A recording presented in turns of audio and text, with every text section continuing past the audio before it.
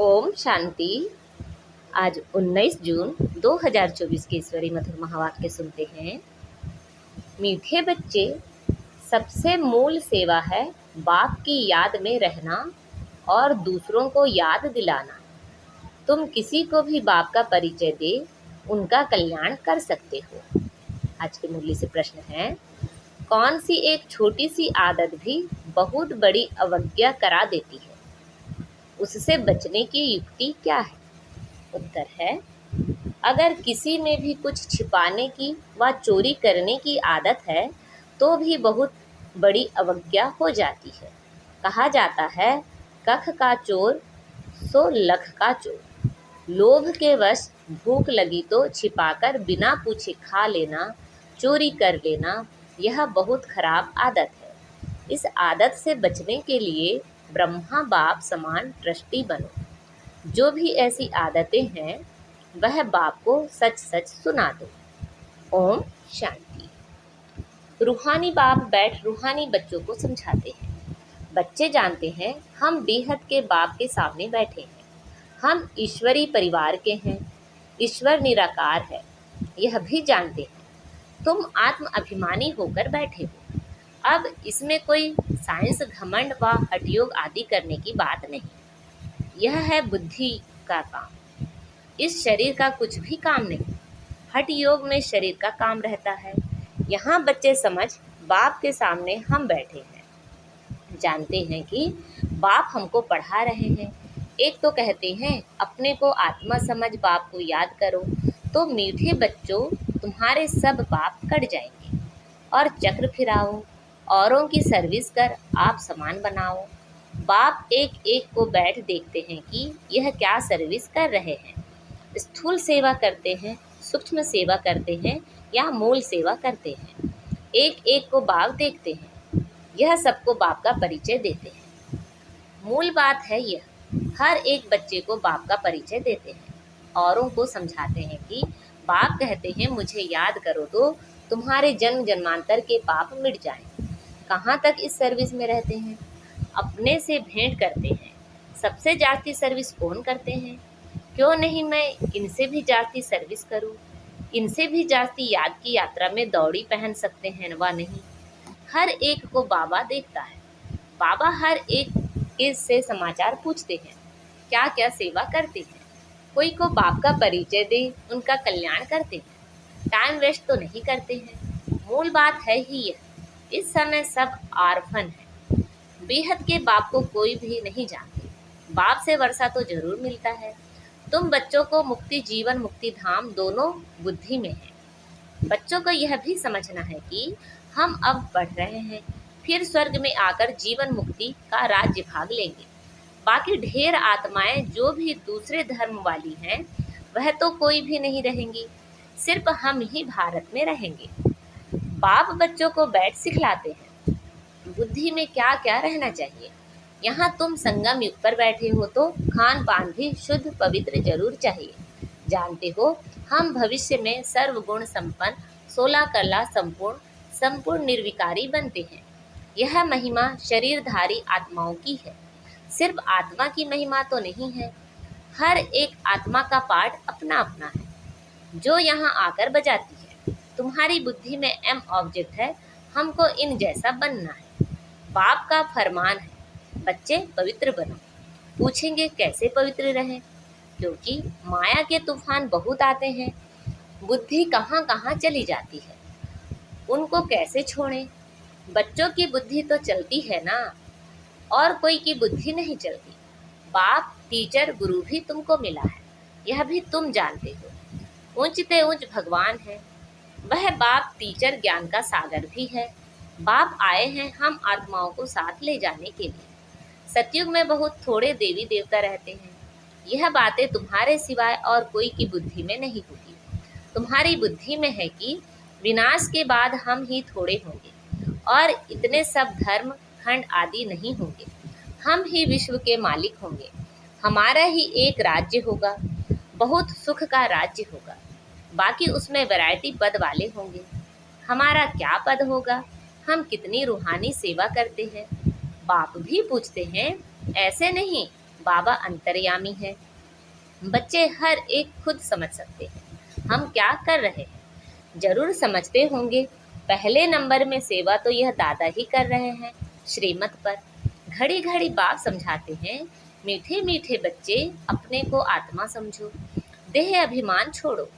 आत्मा कितना समय समझते हैं, यह पक्का करना है।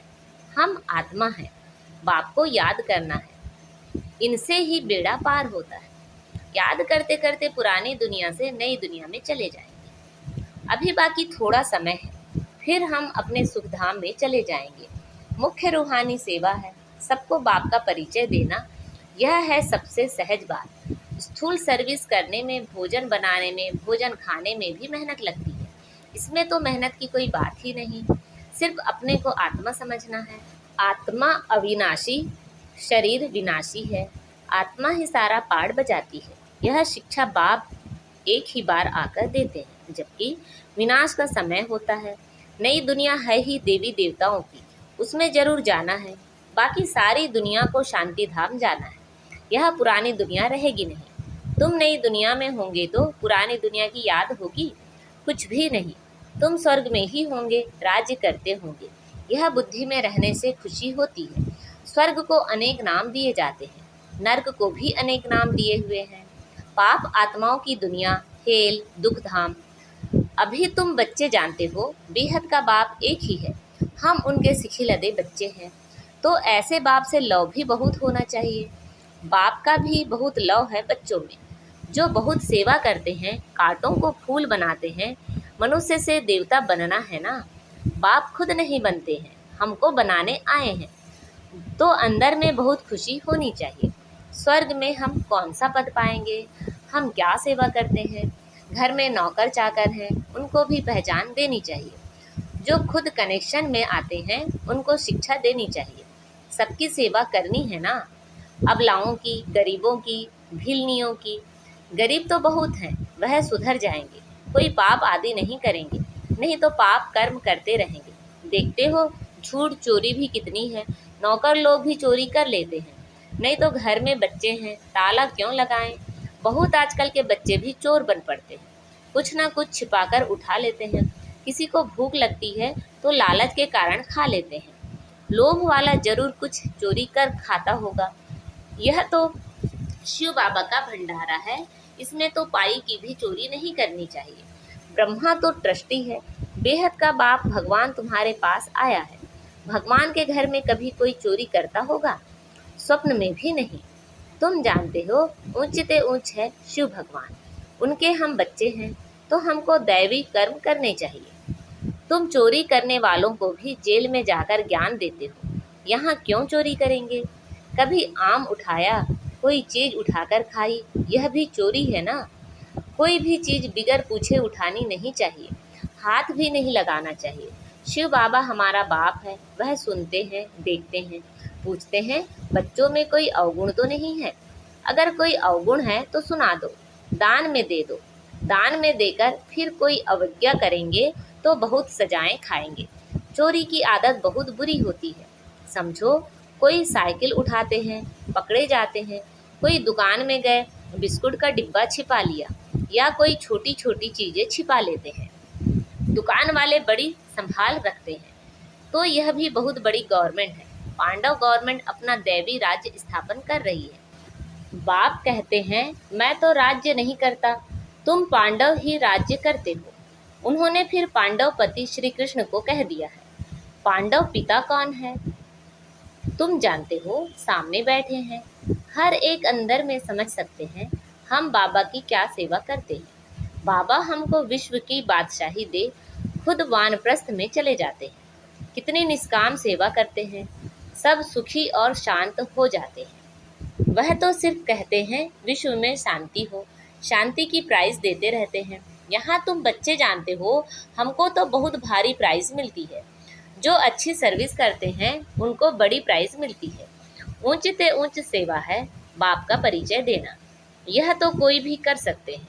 बच्चों को यह देवता बनना है तो सेवा भी करनी चाहिए ना।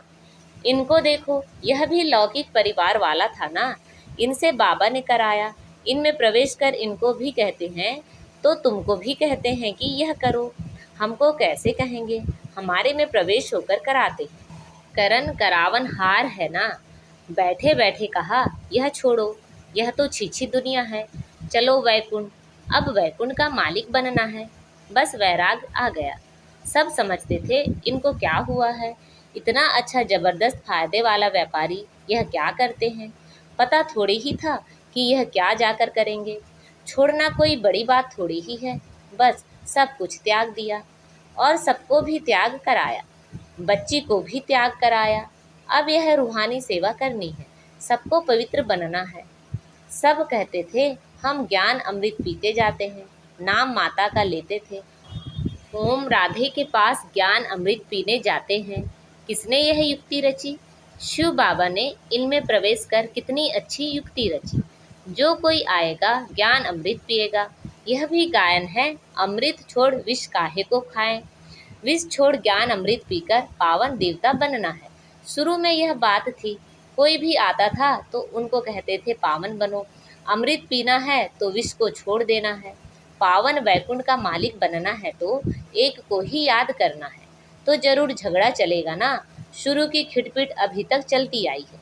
अबलाओं पर कितने अत्याचार होते हैं। जितना तुम बहुत पक्के होते जाएंगे फिर समझेंगे पवित्रता तो अच्छी है। उसके लिए ही पुकारते हैं, बाबा आकर हमको पावन बनाओ। पहले तुम्हारे भी कैरेक्टर्स क्या थे, अभी क्या बन रहे हो? आगे तो देवताओं के आगे जाकर कहते थे हम पापी हैं। अब ऐसे नहीं कहेंगे क्योंकि तुम जानते हो हम अभी यह बन रहे हैं। बच्चों को अपने से पूछना चाहिए हम कहाँ तक सेवा करते हैं। जैसे भंडारी है, तुम्हारे लिए कितनी सेवा करती है, कितना उनका पुण्य बनता है। बहुतों की सेवा करती है तो सबकी आशीर्वाद उन पर आती है। बहुत महिमा लिखते हैं। भंडारी की तो कमाल है, कितना प्रबंध रखती है। यह तो हुई स्थूल सर्विस, सूक्ष्म में भी करनी चाहिए। बच्चे कहते हैं बाबा यह 5 भूत बड़े तीखे हैं जो याद में रहने नहीं देते हैं। बाबा कहते हैं बच्चे शिव बाबा को याद कर भोजन बनाओ। एक शिव बाबा के सिवाय और कोई है नहीं, वही सहायता करते हैं। गायन भी है ना, शरण पड़ी मैं तेरे। सतयुग में थोड़ी ही ऐसे कहेंगे, अभी तुम शरण में आए हो। कोई को भूत लगते हैं तो बहुत पीड़ित करते हैं, वह अशुद्ध सोल आती है।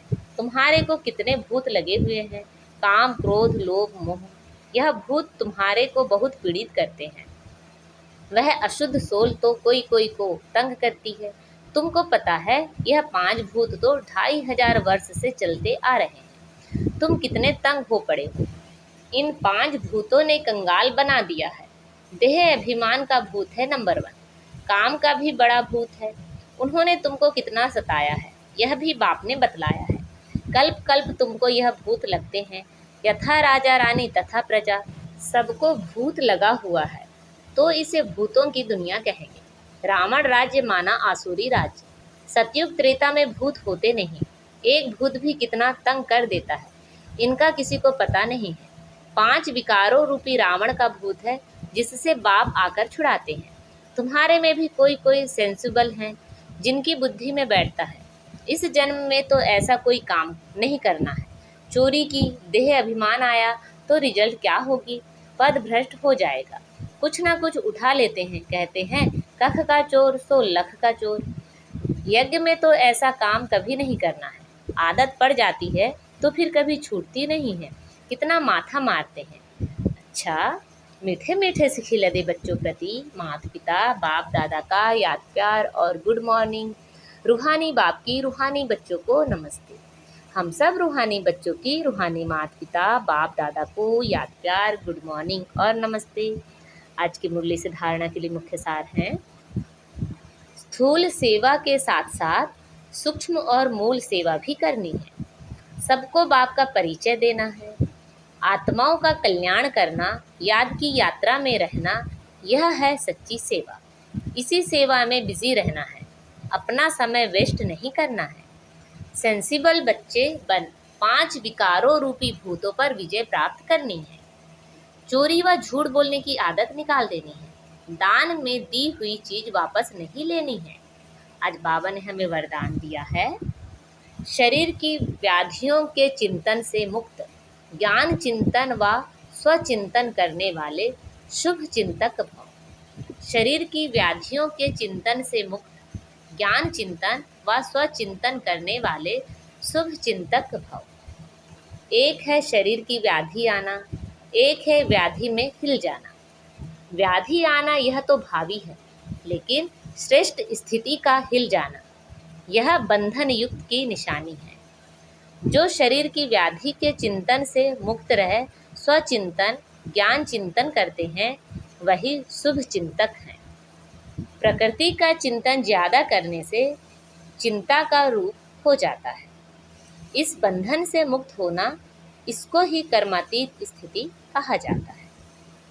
आज का स्लोगन है, स्नेह की शक्ति समस्या रूपी पहाड़ को पानी जैसा हल्का बना देती है।